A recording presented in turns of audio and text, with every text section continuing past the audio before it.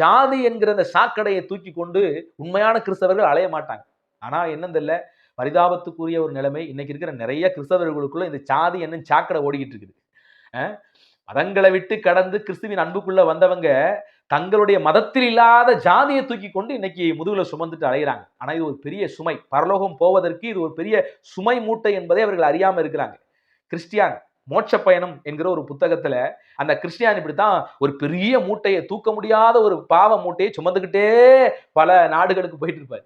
அந்த மாதிரி இன்னைக்கு கிறிஸ்தவத்துக்குள்ள பரலோகம் போக முடியாம தடுக்கிற சாதி என்னும் சாக்கடையை தூக்கி தோல்ல மாட்டிக்கிட்டு இன்னைக்கு பல கிறிஸ்தவர்கள், சில ஊழியக்காரங்களும் ஓடிக்கிட்டு இருக்கிறாங்க. இதுல கண்டிப்பா கிறிஸ்தவர்களுக்குள்ளேயும் ஒரு பெரிய மாற்றம், இதிலிருந்து ஒரு எழுப்புதல் உருவாகணும். அதுதான் இந்த தேசத்தினுடைய ரட்சிப்புக்கும் அது காரணியாக இருக்கும். எனக்கு என்ன பெரிய வலியும் வேதனைன்னு கேட்டீங்கன்னா, இங்கு ஏற்கனவே ஒடுக்கப்பட்ட சமூகமாக இருந்த நபர்கள் கிறிஸ்துவை ஏற்றுக்கொண்டது மொத்தம் இன்னைக்கு நல்ல ஒரு முன்னேற்றம் அடைஞ்சு நல்ல வாழ்வியல்ல நல்ல ஒரு பொசிஷன்ல வந்திருக்கிறாங்க.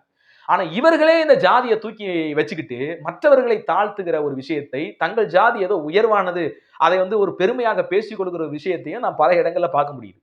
ஊழியத்துக்கே பாத்தீங்கன்னா தங்கள் சாதிக்காரர்களை தான் மேடையில ஏத்தி பயன்படுத்துறது.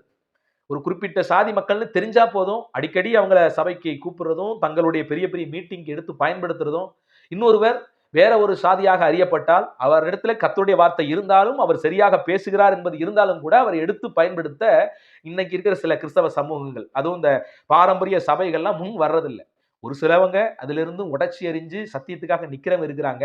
இதிலிருந்து நிச்சயமாக கிறிஸ்தவர்களுக்குள்ள ஒரு மாற்றம் வரணும் அப்படிங்கிறத என்னுடைய ஏக்கமாகவும் ஜெபமாகவும் தேவனிடத்தில் செய்யும் என்னுடைய விண்ணப்பமாகவும் இருக்குது. இதெல்லாம் கேட்கிற உங்களுக்குள்ளேயும் கிறிஸ்தவம் என்றால் என்னவென்று புரிந்து கொள்ளுங்க.